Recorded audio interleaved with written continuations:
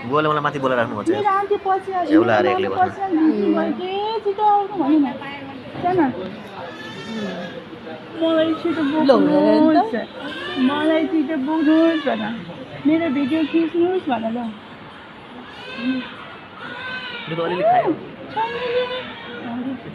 मामु भन्दैन छिटो कति राखिदियो के भाइ कति नराम्रो राम्रो भन्नु हुँदैन कति राखेको छ हो के